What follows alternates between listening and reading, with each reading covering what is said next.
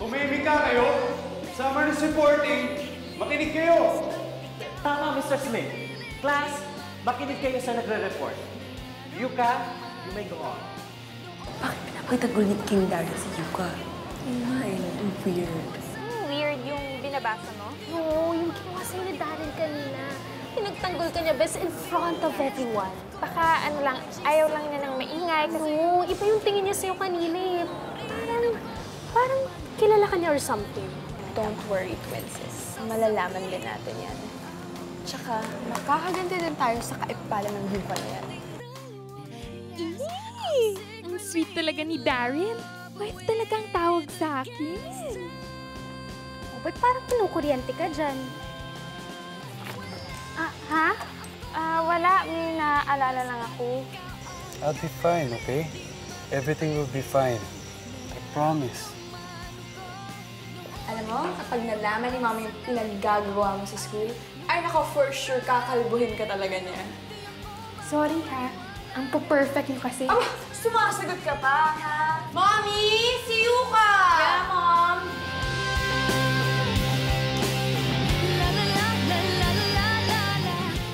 Mommy, miss na kita. Daddy, balikan mo na ako dito. Kailangan ko ng kakampi. Akala ko hindi ka na babalik dito. Akala ko sa Japan ka na forever. Akala ko nga din eh. Pero my family decided to move back here. So, here I am. Sino na naman yan? Alam mo, na-miss kita. Sino naman to?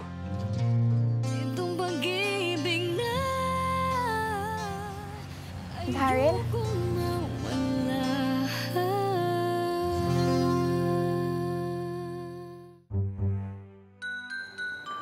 Uy, grabe ah. Alam mo, kanina ko pa napapansin ang tamlay-tamlay mo. May sakit ka ba? Wala, naisip ko lang kasi yung sitwasyon ko. May stepmother at stepsisters akong mga maldita. Na Cinderella lang, di ba? Wala namang fairy godmother na tutulong. Bakit may pupuntahan ka pang magic ball? Kailangan mo ba ng karwahe at gown? Sira ka talaga. O, tinan mo, napatawa din kita. Alam mo, Bes, kahit na wala ka man fairy godmother, nandito lang ako para sa'yo. Tsaka kung gusto mo tumira sa amin, okay lang, go ka doon. Thanks, Beth. Tara na. Sige.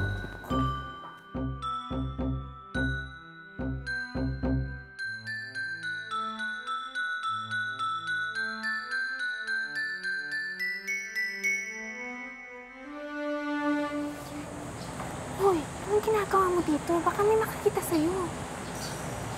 Ayan.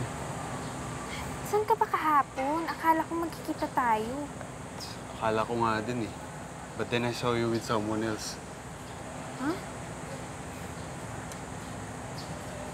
Pumunta ako sa bahay niyo. Sabi na nga ba, ikaw yung dumaan eh. May kausap kang lalaki. Si Prince? Naku, childhood friend ko yun. Tsaka babalik niya lang from Japan. I don't like him. Layaan mo siya. Nagsiselos. Ayoko nakikipag-usap ka sa kanya. Bakit ba? Ang bait naman ni Prince ah. Sundin mo na lang ako. It's for your own good. Hindi kita maintindihan.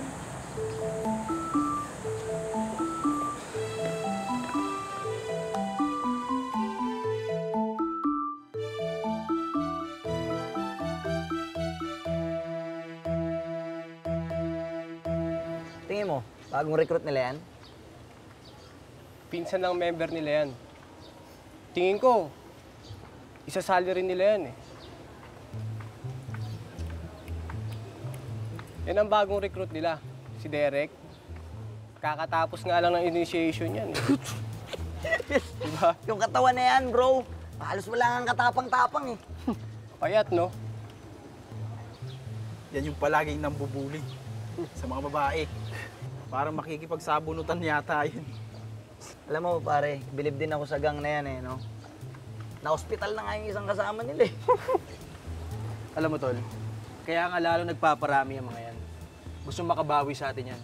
Gagantihan pusahan tayo. Alam mo, kahit ano pang pilit nilang pagpaparami, hindi sila uubra rito kay King Daryl. Oo. Kahit i-recruit pa nila lahat ng estudyante dito, hindi ako natatakot sa kanila. Lalo na ako. Especially now, na wala dito si Marie. Wala na akong girlfriend na iisipin. Safe na siya. Ako din. Buti na lang ako walang girlfriend. O at, Walang madadamay na iba kung sakasakali, di ba? o at least ngayon wala tayong lahat na girlfriend. Wala magiging problema doon.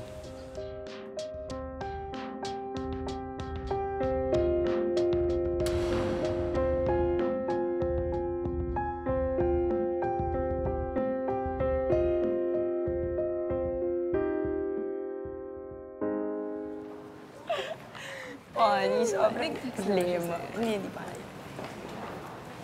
Ay, dito na lang tayo, Bes. Oh, sige. Ang tibay talaga ng yuka na yan, eh. Akalain mo, kahit anong gawin natin, hindi pa rin talaga siya sumusuko. I know, exactly. She's so annoying, my God. Alam mo, ilang beses ko na sinabi kay Mommy na palayasin na yan, eh. Pero hindi pa nga rin siya tinatablan, eh. Di ba? Siya tinatablan. Dapat siguro siya yung kusang lumayas.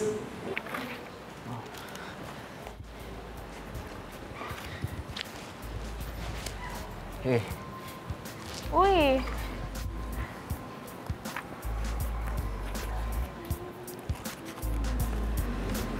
Alam ko na.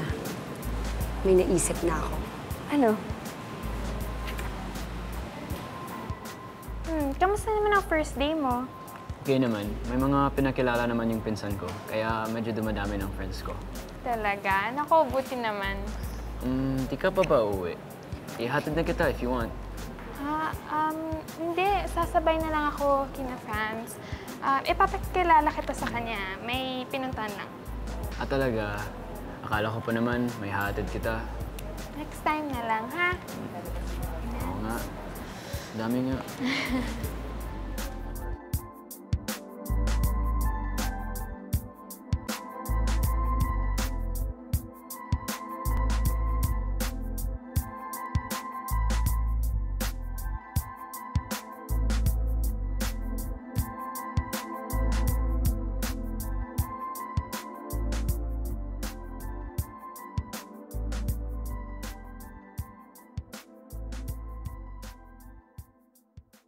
O at least ngayon wala tayong lahat na girlfriend.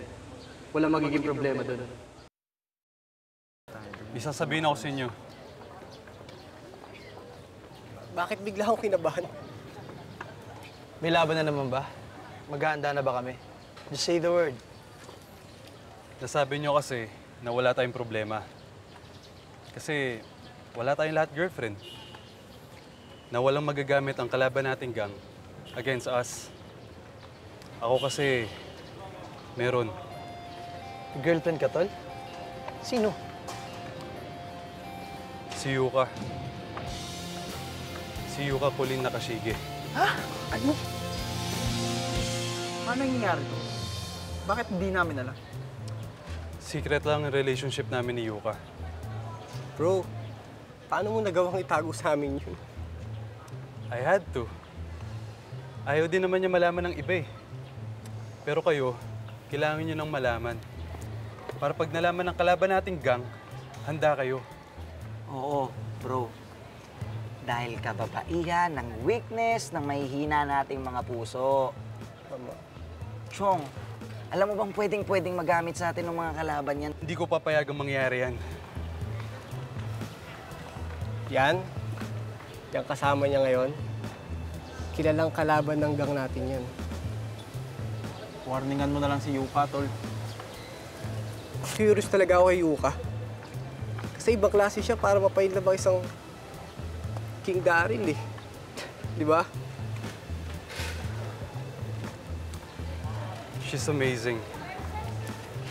Fearless. And very smart. Parang hindi yata ako makapaniwala sa nakikita ko. Si King Daryl Smith. In love. First time to. Bro, Sabihan mo na lang si Yuka habang maaga pa. Akong bahala.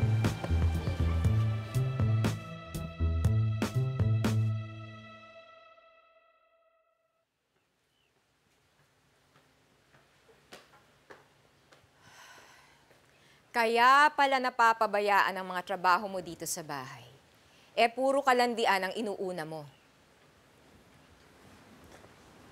Tita, hindi po ako lumalandi. At anong ibig mo sabihin? Sinungaling ang mga anak ko? Opo. Kung ano man ang sinabi sa inyo ni Trixie, malamang kasinungalingan na naman yun. Eto. Tingnan mo to. To. Kasinungalingan din ba to, ha? Tingnan mo to, ha? Yan, tingnan mo. Ha? Kaibigan ko lang po yan. Kilala po yan ni Daddy. Kausap ko lang po siya. Kilala? Wala akong pakialam. Kahit presidente pa ang may kilala sa pamilya nila. Kaya ka pala laging ginagabi ng uwi. Kung ano-ano na pala ginagawa mo eh. Nag-jeep lang po ako ng tricycle. Hindi naman po ako nakakasabay kila Trixie. At kasalanan pa ngayon ng mga anak ko, ha? Wow! Lumayas ka na lang. Lumayas ka! Lumayas ka! Lumayas ka na dito! Talagang aalis ako dito kasi ang sama ng ugali niyo! Kayo ng mga anak niyo!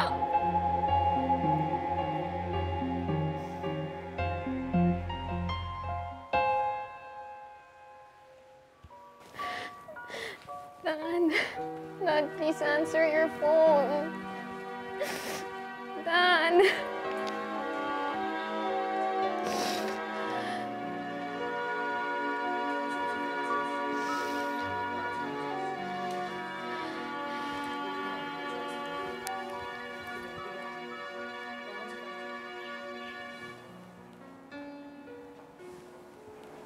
Hello?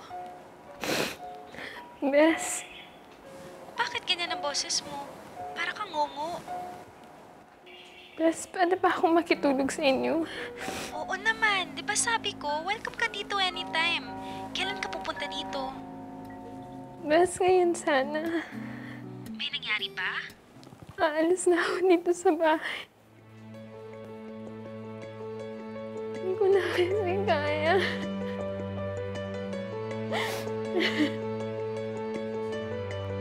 Bes, hindi ko na talaga kaya.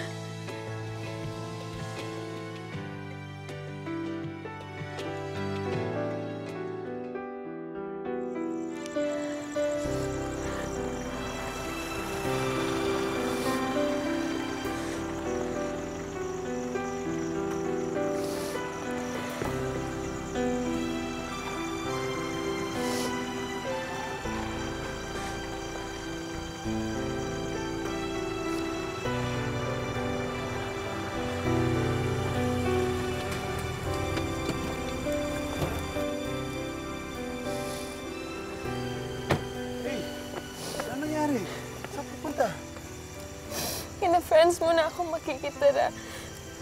Masak ng bahay, Darren. Hindi ko na kasi talaga kaya. Bakit? Ano ginawa sa'yo ni stepmother mo? Pablikan ko yun. Hindi ka na. Wag na. Okay na ako. Sa amin ka na lang tumira. Or you can stay in one of our condo units. Sumama ka na sa akin. Ay, hindi nga pwede kasi mga bata pa tayo. Baka anong isipin ng iba. I don't care kung ano isipin ng iba. All I care about is you. And I want you to be safe. Thank you, pero mas makakabuti siguro na kina-friends mo na ako. Okay, please. Intindihin mo na lang, ha? Okay. Pero ihahatid kita. Hindi ka pwede mag-commute.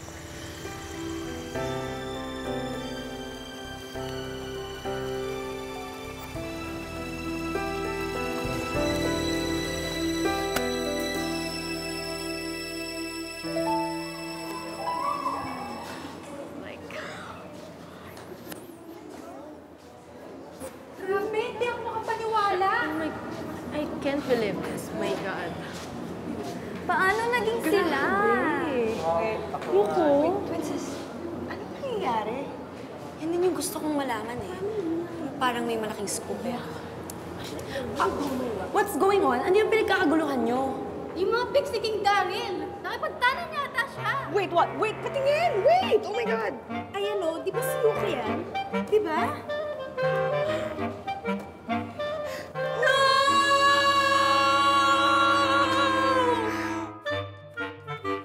Siya ba yun? Parang hindi siya yung nasa pictures. Ano na nagustuhan sa kanya ni Daryl? Boyfriend daw niya si King Daryl Smith. Talaga? Yang itsurang yan? Parang imposible. Sinabi mo pa, wow, mali nga daw. Hindi, Beauty and the Beast. Siya ang Beast. Ano bang ikinapuputok ng loob nyo?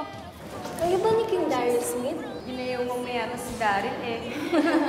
Ano nga? Sabi ka na. Ito naman, pa-suspense pa. Balita namin, may girlfriend ka na daw. Saan yung napulot yung balita? Sa kanto? Kalat na kaya. Huwag mo nang i-deny. Huwag na huwag kayong magkakamali, ah. Bakit? Nananakot ka? Daryl, ikaw ba talaga yung mga nasa pictures sa social media? Oo nga. Nagtanan ka ba talaga? Girlfriend ka ba talaga ni Yuka Nakashige? No. Yes, bakit iba sinasabi ni Daryl? Bakit nagtitinay siya? Pwede ba tama na? Gusto mo na eksena, di ba? Ha? Stop your illusion, girl. Mahal mo talaga siya, no? Paano ko tuluyan na siya mawala? Pasensya ka na. Ngayon na kasi ako nakaramdam ng ganito. Sobrang sakit. You don't have to explain. Sige lang. Umiyak ka lang. Ngayon kung kailan inamin ko na sa lahat na tayo, ikaw pa nag-deny. I have my own reasons. Mas importante pa pala yung reasons mo sa akin eh. Bakit pa tayo mag-uusap? Okay. Let's break up, Yuka.